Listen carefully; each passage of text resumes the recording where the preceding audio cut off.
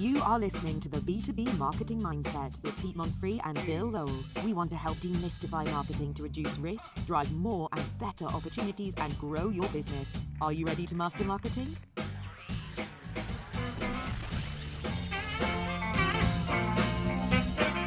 All right.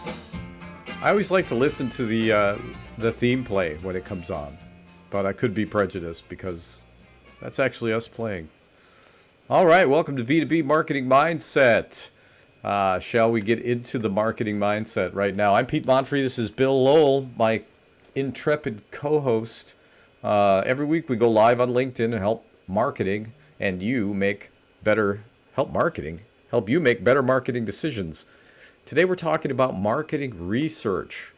Such a fascinating topic. As usual, there's a lot more information on this topic at b2bmarketingmindset.com, and I encourage you to check that out.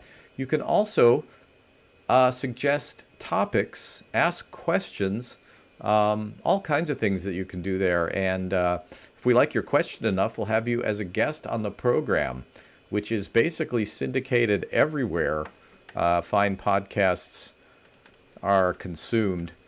I see that our scroll is a little whacked out. I'm actually fixing it as we speak.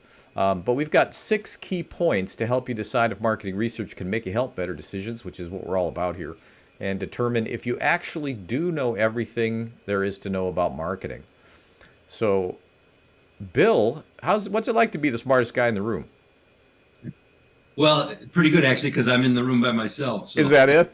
Yeah, so thank you. But I needed to clarify. Seems like a technicality. I love that. I'm going to have to do that more often.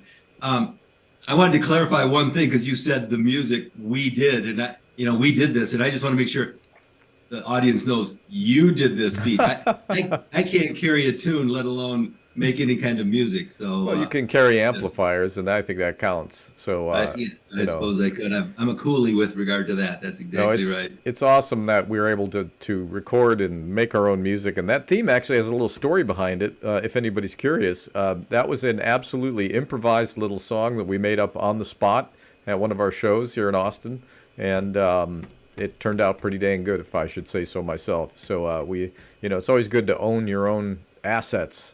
That way nobody comes along and tells you can't use it. And, who knows? Who knows who owns that? Maybe the people in the room own it. Who knows? But we made it up on the spot. It was awesome. But anyway, I think this is a great topic. And, is marketing research a waste of money? The reason I titled this in that way is that literally there are so many CEOs and people in charge, executives who do think that research is a waste of money. They think it's a colossal waste of money. Have you run into that in your life? Because your company is focused on marketing research. We do a lot of it, and I'm a little biased, but I haven't run across a lot of people. But when I do, if they think it's a waste of money, I probably would run away from them as fast as I could because they're probably about as dumb as it can be. So if anybody thinks research. Well, the way that I've seen it is not that somebody says, we don't want to do any research. Yeah. They look at the cost of doing a marketing plan. That's what we do. We do marketing plans. Right. And they don't, a lot of times they think, wow, that the cost is so high. And maybe they're comparing it to a different firm and the cost is much lower. And what the difference usually is a lack of research. They're not doing research. They're just talking to the client. They're getting the client's information. They're basing all of their recommendations on what the client says and thinks, right? Which is full of confirmation bias. Yep. And it's garbage in and garbage out. So is marketing a waste of money? Let's find out. It almost goes to your point about being the smartest person in the room. They're probably sitting in a room by themselves and saying, here's what we should do, right? This is what it is. Trust me, I've been in this business, kid.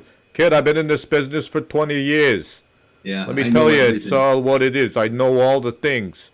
Yeah, you don't. Let me tell you that you don't. All right? But let's hit it. So, are you making decisions based on facts or, as my attorney would say, hearsay? There you go. Right?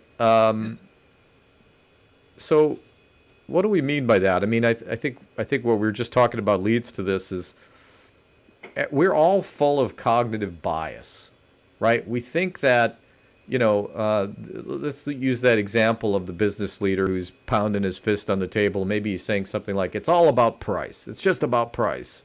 That's the most important thing. Chances are that's just he's reflecting what's important to him, but he's not the customer, or she, right? Or maybe that was true 10 years ago, but the market's changed, right? But somehow, whatever way that idea came about, it goes from myth to fact over time because it gets repeated all the time. And if the company isn't reaching outside of the company to get information and data, I just think it's a dangerous way to make decisions. I think in every single industry, and then I think in every single business, if I have the opportunity to have a better informed decision, I think I'm going to hopefully, we'll talk about this a little bit later in the podcast, but I think we're going to reduce the risk of us making mistakes or errors or getting a second opinion. I think all of that is key. It's like you going to the doctor and maybe you tell them what's going on and them just all of a sudden diagnosing you. Absolutely not. They're going to run some kind of tests, whether it's right, blood work, x-ray, MRI, whatever it is, they're going to do something. It's the same thing here. I think we're going to, even if you have a hunch and you think you're going to be right, I think the research can help you be better informed. And whether it's with regard to marketing or your strategy or other things in your business, I really think, even with regard to your employees and what they think, and I know later we're going to talk sometime about culture, but I think all of that is just so important, whether it's, and we'll talk about new products emerging, new services. There's just so many different ways, but if I have the chance to be better informed, I think the likelihood of making a good decision is going to turn out really in our favor. Well, it's our job. People don't hire us to guess, okay? No.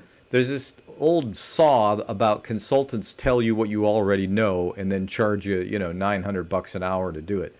Or they consult, what is it about they take your watch and then they tell you what time it is, okay? Yeah. That's nonsense, all right? We want to give you the best answers we can. And here's the truth. Look, our clients are smart people, all right? They're 98% correct, right? It's the 2% that you get wrong that catches up with you. We live in that 2% world. We need to make sure that we're seeing clearly and that we're not guessing. People don't guess us, People don't pay us to guess, all right? You can guess. It's a lot cheaper if you just want to go ahead and guess. It's okay with us. But if, of course, I'm with Bill, I'll be right behind you going out the door. Well, and it's funny because I was just talking to a client the other day about this, and they were talking about some public relations issues and some things that they were facing. And I think it's the same thing. If you know about potential roadblocks or obstacles or some issues that are going to be coming down the road, and you can identify those early, you can avert a crisis or you can avert some other kind of things that might go wrong or make you look bad in the marketplace. And so I think, I really think that the research can help you identify some of those upcoming issues as well. Absolutely. And it's never, there's nothing that's all or nothing. I think you combine the internal institutional knowledge, and a lot of that's locked up in people's heads. And so part of our job is to pull it out of everybody's heads, get it down on the table, everybody can see everything, and then check that information against, for me, the biggest one is customer. What do your customers think, right? It's kind of the only thing that actually matters. What you think matters a lot less than what your customers think. And we find out ridiculous, amazing things. We find things that agree, we find things that disagree, and then my favorite is we find things that none of us thought of. We're like, oh, wow, that's huge, right? And if we didn't do the research, we wouldn't know that. I also want to give a caveat that when we're talking about research, we are not talking about necessarily some giant, time-consuming, super expensive thing. These days, the tools that we have, very, very efficient. There's no excuse to not do research. But I think we answered the question already in one slide, but we'll keep going. I think I can. And can I just make one more comment with regard to that? I am positive that there's some listener out there that is doing marketing or is the president of some company, and I bet you they're either part of what I would refer to as a tech group or one of their industry groups, or if they have something going on, they're reaching out to one of their colleagues, maybe that's not a competitor, to say, hey, have you ever faced this crisis, or have you faced this, or how much are you spending on this, or what do you do? That's research too. So it's like a lot of people, they're making informed decisions. They're just not aware that it could be titled research. Yeah, I mean, and there is an argument for an objective third party, Right. because you're still going to interpret it with all of your bias. And there's this issue where, let's say, and look, well, I'll encourage this. If the best you can do is go and just talk to your customers on your own, do it, right? But understand Absolutely. something. The things that you need to hear the most are the things that most clients are not going to tell you in person because they don't want to hurt your feelings. It's just a psychological thing. They're not going to be like, hey, you stink. They don't do it. And so they tell us you stink, and then we'll tell you, and everybody's still happy. So just something to think about. I mean, this is a topic we could elaborate much more on, but let's jump to the next bullet. Has the market changed? Identifying trends, changing conditions. So, Bill, has the market changed in the last few years? What do you think? Absolutely, it has. And I think everybody listening knows that it has, whether they want to admit it or not. But I mean, COVID has changed the way a lot of people have done business. And, I think the customer's journey, like you and I have talked about a million times, it's changed. And you better know about some of those changing trends, but it also brings opportunities for you. So hopefully you can pay attention to identifying those changing trends, conditions, etc. But you talked about the customers too, and I'll let you chat about this, but customers' needs and preferences, I bet you, have changed as well, besides how they want to be marketed too. So I think there's a lot of things going on here. New competitors pop up that you might not be aware of. Maybe there's some technology emerging that you're not aware of because you're all locked up in your conference room all the time. You're not looking outward, and then you get blindsided by this, and now you're way behind the curve. And this can happen in these days almost overnight. I mean, it's Right. kind of frightening. I personally want to know what's happening way ahead of time. And the other point about the market changing. Actually, it's a great time to plug. We have a panel coming up. We're still working on setting the dates. We've got some amazing people, and we're going to be talking about the B2B buyer's journey and how much it's changed post-COVID. All right? You do not, if you're in the B2B business, you're trying to grow your company, who isn't? This is a panel you don't want to miss. All right? We've got David Smith, noted futurist, one of the smartest people I know. We have Tim Hayden from Brain Trust. We have Wayne Meyer. Wayne Meyer. From Industries, a manufacturing and industrial company. Right. And they've been wildly successful. So we'll be announcing more guests and the dates and all that. So stay tuned for that. I think it's going to be very, very interesting. I don't have the answers on this. I'm looking forward to the panelists helping me understand how the journey has changed for the B2B buyer. And so that could be a few episodes unto itself. So, one other thing with regard to identifying changing markets, trends, etc.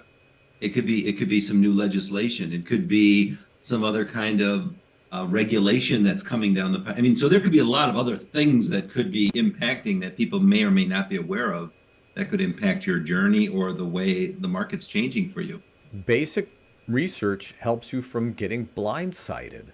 Okay, and that could be a real problem, and especially when you have so many moving pieces now in terms of the way global markets operate. I mean, listen, is there any Fortune 100 company that doesn't do research? No, there isn't. Because you don't get to be a Fortune 100 company if you're not company client. I don't know. My words today, man, they're getting mixed up. But Bill understands me. Bill understands whatever comes out. He knows what I actually mean. It's nice. I appreciate that. And this actually, the next bullet speaks to that point. Can you read minds? All right. Can you read minds? If you can, don't bother with research. Okay. You're the amazing Kreskin. Remember that? Who was the Johnny Carson Karnak? Yeah, Karnak. We're dating ourselves. Yeah. we're dating ourselves. I actually met somebody the other day, and I said they're in the home remodeling business, and I said, "Hey man, you remember that movie called Money Pit with Tom Hanks?" And they're like, like my dog does to me when I'm talking to him.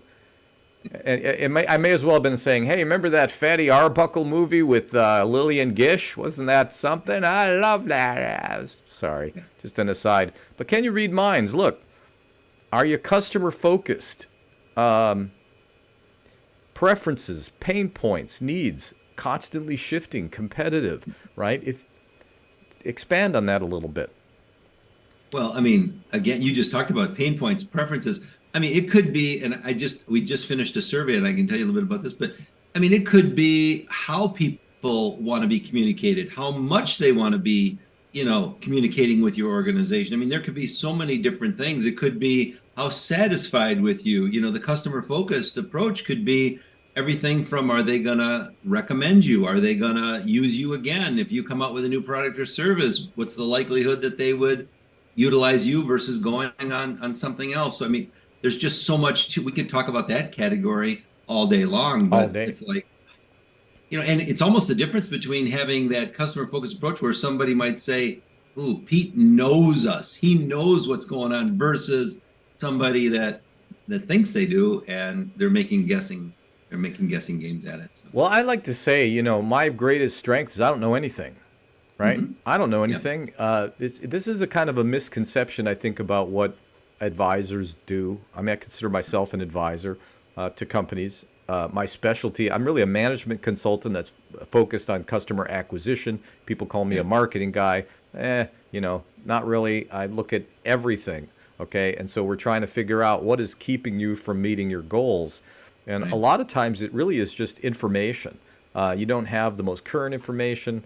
There are companies that this is kind of an ad agency thing that we've seen in the past. You need to make sure that you're asking actionable questions. So in other words, I've literally heard companies ask their customers,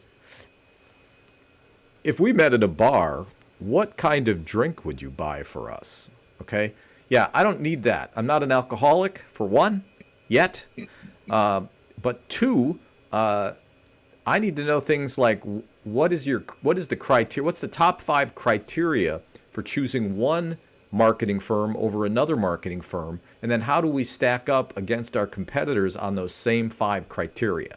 Okay, that's useful information. And in fact, Bill, you're doing a survey for me. If you're listening to this podcast, there's a chance that you're going to get an email saying, "Hey, fill out this survey," and it's an anonymous survey, so we don't know who you are. You can say anything you want. Right? We want to know about, we're working on perception, reputation, a couple other things. Awareness of some of your services. So I think that's going to be important. What they think about the podcast, a couple other things. So we don't just preach about this stuff, okay? We put our money where our mouth is, and I'm terrified of getting the results, but I'm looking forward to it as well. Hopefully nobody will be like, "That guy smells weird. I don't know what's with him." But luckily, you can't smell us through the internet, and so there you go. And by the way, that's probably my dog that you're smelling. Can you afford to guess? In other words, it kind of has to do with, do you read minds? But I'm thinking more about, your bullet point, allocating resources more effectively. Yeah. Okay. Tell me a little bit about how research can help you allocate resources. Well, it's like I always tell my clients, I can help you to be more efficient and effective in reaching the market. And what I mean by that is very simply that, I actually have a model that I use with our clients. And I always say, sometimes somebody's going and the model jumps from one tactic to another. So it's like, ooh, let's do an email blast. Ooh, let's go and let's do some direct mail. Oh, we should do some radio advertising. And they're always jumping from one thing to another, whether their competitors are doing that or that's just something they think about.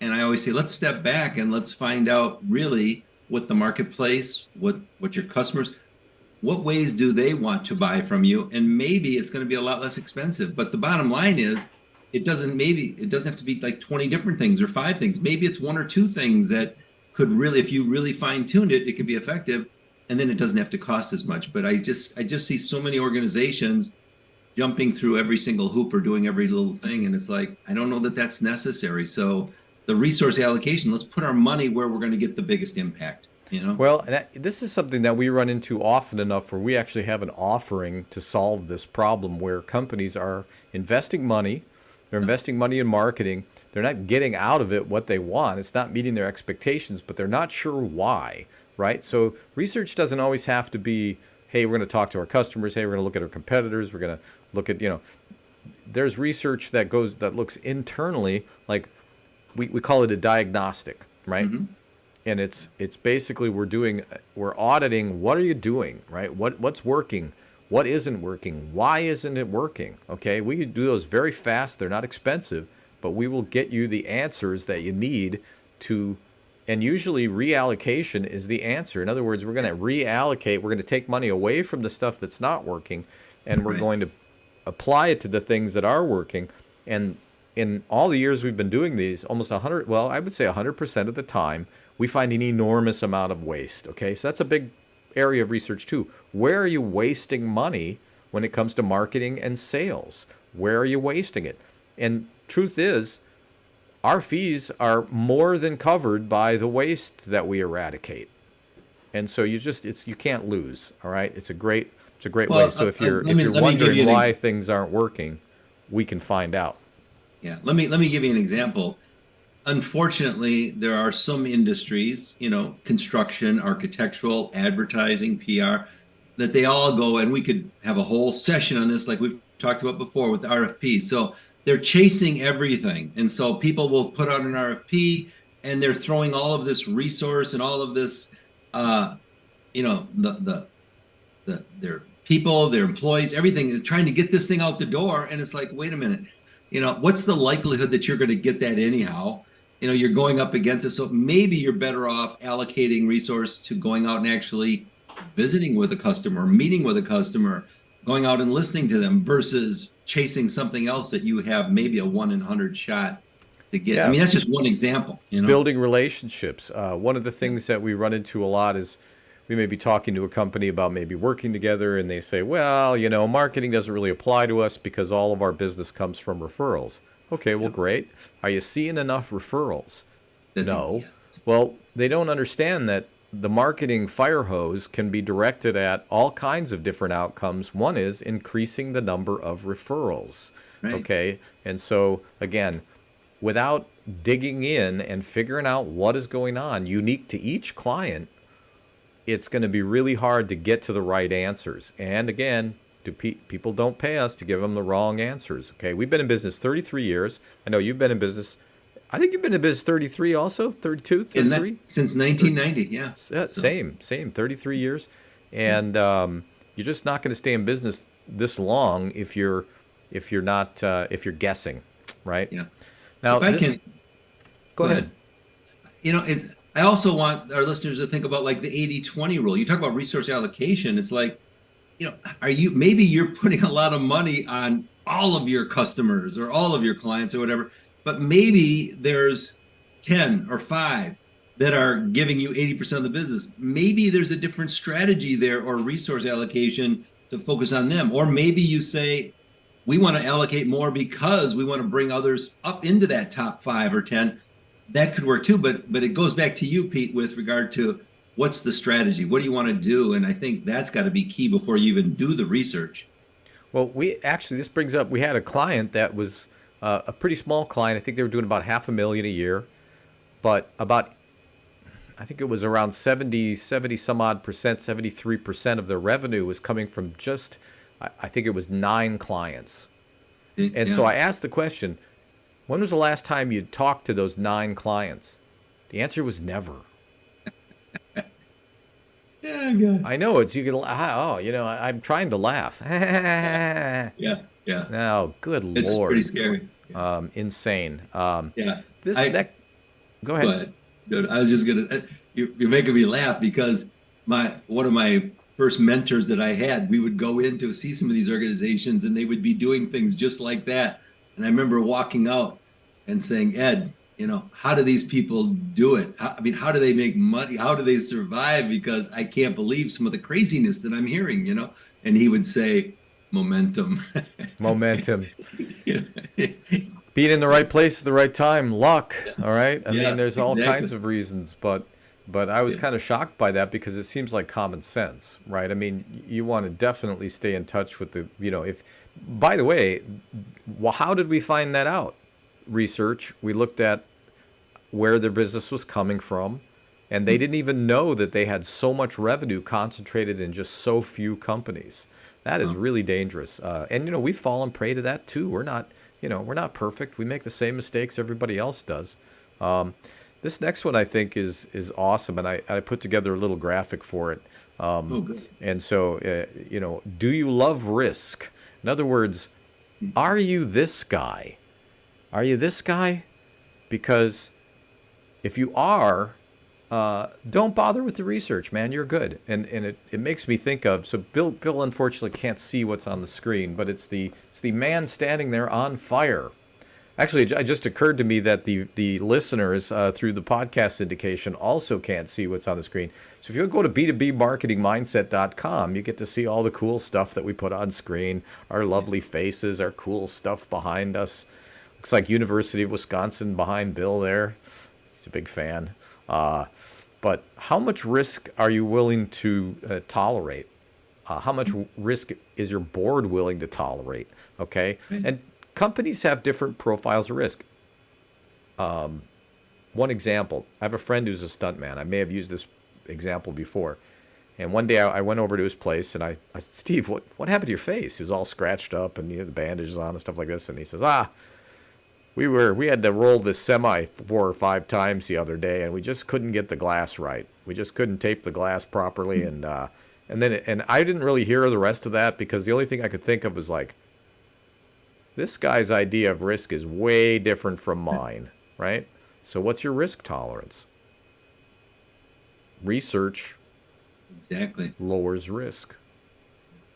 Reducing uncertainties. The pandemic. Go ahead. No, I think I know what you're going to say. no. Go ahead. You say yours, and then I'll jump in. I'm about done. it. Okay. That's it. That's all I know. That's all we need to say. Let's reduce some risk and call it good, right? Sometimes you're going to have somebody out there that's listening that's probably going to want to develop a new product or a new service that they want to take to market. And I think doing some research is going to definitely reduce that risk because we're going to find out how well along is that product. You and I have talked about this, Pete, a million times. Where are people in the certain life cycle of their business? Where are their products? Those are really important to reduce risk too, because it depends on what you're going to do with it. But I'll even give you another example. Right now, I have a client. He was complaining because he's been doing some radio advertising and it's just not working. And I hate to say it. I mean, I'm not an expert in that at all. You are. But I listen to some of those ads and I just think they're terrible. And that's just me, but that's the biased approach. But it's like you could reduce that risk by testing those messages or those ads or your TV commercials or whatever you want to do with some target market so that they could react to it. And you might even bring in a few competitors' ads and see what they do and have people make a judgment, which one are you going to buy or which one are you going to listen to? So there's so many areas that you could do with regard to reducing risk, but even just go ahead. And what's the risk, right? In a case like that, what if you're spending $1 million on media buy? Yeah, exactly. And you're just going to run the ads you think are maybe going to work the best? I don't think so. Again, I don't gamble. I'm not a gambler. I never have been. No. I've been to Las Vegas a few times, and honestly, I needed to clean the bottoms of my shoes off. I just can't stand that place. But now other people love to gamble. That's okay. You do whatever turns you on. But I think by the nature of my profession, I'm just not I'm not that risk tolerant. All right. I don't want companies hire us to lower risk. That's really what marketing planning, marketing research, it's what it's all about, is to lower the risk. What's the risk? That you're going to spend a bunch of money and a bunch of time, and it's just going to be money out the door. All right. I have this. Is We probably distracting people. I have this little clip, and I'm not sure why. I just picked it up, and I'll put it down now. I was thinking it was kind of attractive. So it gives people one more reason to watch the the video version of this versus listening to it on air, you know. So, but seriously, as part of some of the services that we do, we do employee surveys, but and some people might say, oh, what does that have to do with marketing? And I think it has everything to do with marketing. And one day we should take that as a topic, I'd love to do that. The internal part of it. But one question that we ask in a lot of our employee surveys is, what's the likelihood that you're going to stay with the organization within the next year? You could do the same thing with a customer. What's the likelihood that they would stay with you? I mean, that is definitely reducing uncertainty or reducing risk or whatever you want to call it, because now I can kind of predict turnover, and it's like, let's do something about it before these people leave.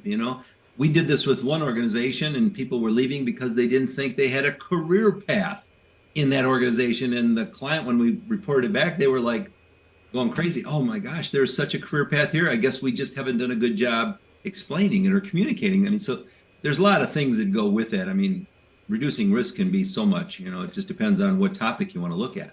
I would think that type of research would also have to be anonymous. Mm-hmm. And this is a question for you, actually, because somebody brought this up the other day. You put the surveys out there, or sometimes a survey is actually an executive level phone call, could be a digital survey, could be a focus group, but you promise an anonymity, but people don't believe it, right? How do you deal with that? Because I know when we do our survey, I want people to be comfortable saying what is on their mind and knowing that their data is just going to get mixed up with everybody else's data, and we're not going to be able to track it back to you. Is that a problem that you run into, that people don't believe it? I mean, sometimes you get that, but I think there's ways to alleviate that. And one thing might be like a pre-letter from you, for example, or a pre-email saying that we've retained this independent third party and everything is going to them and we're kind of out of it, but we're just letting you know that you're going to get something from them. So that's something. Communication from us explaining exactly what you just mentioned, that we're going to look at this in its aggregate. We're not going to go back and say so-and-so said this or so-and-so said that. We're looking for themes, we're looking for trends, and we're not identifying anybody here. In our online surveys, another thing that we offer our clients is to have it all password protected. So like every individual person could have their own private password, and that usually makes people feel really, really good. So even you can't you can't figure out who said what. No. Well, I think in this day and age of everything being tracked, there's a level of paranoia there. Yeah. And, we find that people, if they're your customers in particular, they want to help you. They love just that the fact that you're asking them for their opinion, it makes you, it's good for your business, right? And then this is the argument for the third party. You can't do anonymous research yourself, right? If you're calling up your client and you're like, hey, Mary, you kind of know who you're talking to. And I think that an anonymity piece is actually crucial. If it's not anonymous, you're not going to get good data. I mean, you're the expert on this, but that's always been my feeling. I think you're right. And but two things on that. One, like you said before, if you can't afford it or you don't want to do it, even getting somebody from your organization to reach out and do that, I think is still a good idea. So getting some information, some research is better than nothing at all. So I think that that's really important. But the one thing that I caution people against, and I've seen this a lot, where somebody will say, well, we'll have our sales reps go out and actually collect this information or talk, and I'm like, oh, boy, sometimes they're the issue, because sometimes I'll hear the salespeople, we haven't seen them for, and then fill in the blank, 2 years, or I didn't even know who the person is, or, so, and sometimes, by the way, they're really good too, but it's like, you just hear that. I just think it's much better getting the unbiased perspective, because like you said, I think they'll share that and they'll be honest with you. Right. What if that salesperson is the problem? How likely is that customer going to tell that salesperson that the reason they're not doing more business is because they don't like you, right? Yeah, I've very likely. I've had that happen, and I've had it where the customer, when we finally interviewed them, where they said, and we've told this person 20,000 times, they just don't listen to it, so it's like, that's like a worst case scenario. Well, it could be anything also. I mean, it's just, I mean, this is why there's no cookie cutter answers. If No. I was just working on a presentation about marketing firms that put forth, they talk to you for a couple hours and then they come back with a full proposal. In fact, I think it was last week's episode I was talking about it. Huh. And the truth is, if that's the case, they're just cookie cuttering. They're just saying, we want to sell you these things. These are the same things we sell everybody. Your company's unique, all right? Now, there's an argument to be said that most businesses are really not that unique. Their fundamental ways that business works is the same across industries and across companies. But the details of every single business are unique enough that any boilerplate approach, it just goes back to risk. It's extremely risky. How do you know that this mixture of social media and web development and paid per click ads and radio is going to work for you just because it worked for some similar company, maybe in a different market, right? I mean, there's too many variables. And so, it'd be great if you could recycle everything, but it's just not really how it works. I mean, a lot of these things, in some ways, we wish it did work this way because sure would save us a lot of work, right? Yeah. But Yeah. but it just doesn't, and we want to give you the best opportunity to be successful. And our job is to, our job isn't really to tell companies what to do. All right, our job is to help you make fully informed decisions. All right. And we don't know all the answers, so we have to go find the answers. And so that's really what research is about. And it can be done, like I said, very efficiently. It doesn't have to cost a ton of money. If you're curious about research, reach out to Bill. You would put his link to his company in the comments. We also will put a bunch of links everywhere you can subscribe to the podcast in the comments. Bill's company is businessdevelopmentdirectives.com. And I want this to be a commercial for us. It's been that way a little bit on this episode, but that's okay. This is our thing. This is what we do. It's what we're obsessed with. But yeah, reach out. It's all right. He's friendly. He doesn't bite. Last point, I think this is a huge one. Can you see the big picture? Are you working with a long-term vision, Right. or are you just going month to month, quarter to quarter, week to week in some cases? Right. I mean, it seems like it would be really hard to develop a long-term vision without some level of research. A couple of things. One of the things as a consultant that we say a lot that I'm sure people get tired of hearing is that we always say, sometimes you need to spend time on the business rather than time in the business. So many times people are just so inundated with all their day-to-day activities like you're talking about that they don't take time to step back and work on the big picture like you're talking about. But research can really help you, whether that's doing some industry research or looking at some of the associations or seeing what trends are on the horizon. I mean, there's lots of things. In fact, I always say, with regard to strategic planning or strategic marketing, if you're doing that, it really helps you to see that big picture. Unless sometimes you're just doing pie in the sky stuff, which is okay too. But then it's good to do research afterward to make sure that, well, is there something that we can do with that, or is this really just too far out there? So yeah, so your pie's not too high in the sky. Right. I think there's an argument that also says you can do too much research. Yes. All right. Yes. There's analysis paralysis. If we're experts at anything, it's how to scale efforts according to the situation, circumstances, size, abilities, constraints of the client on an individual client basis. Like, because people are always worried about, hey, look, I see you worked for Harley Davidson. Hey, I see you worked for,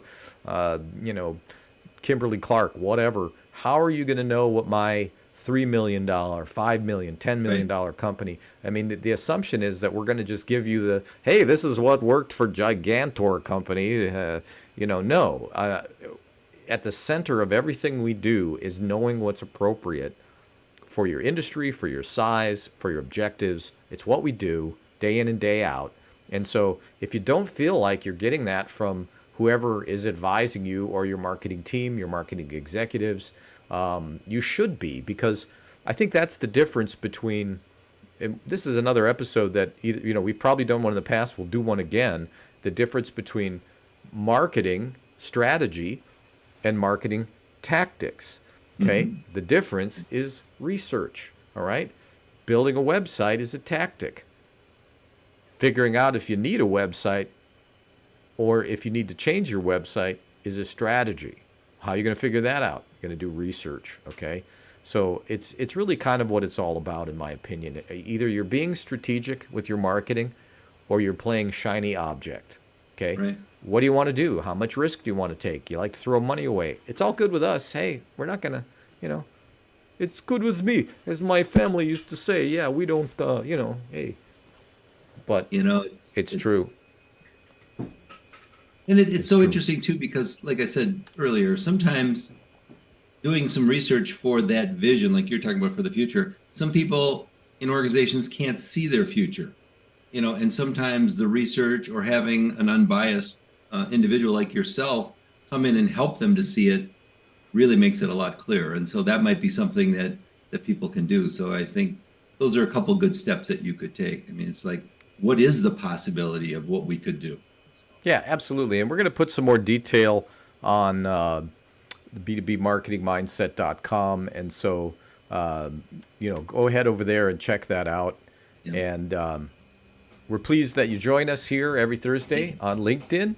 And thank you, Bill. I think this has been a great topic. And so we'll do this again next Thursday at 11 o'clock.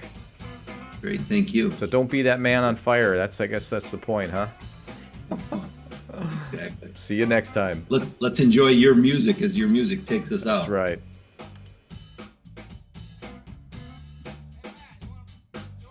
And Bill Lowell. And don't forget to subscribe and check out the links in the comments. Learn more at b2bmarketingmindset.com.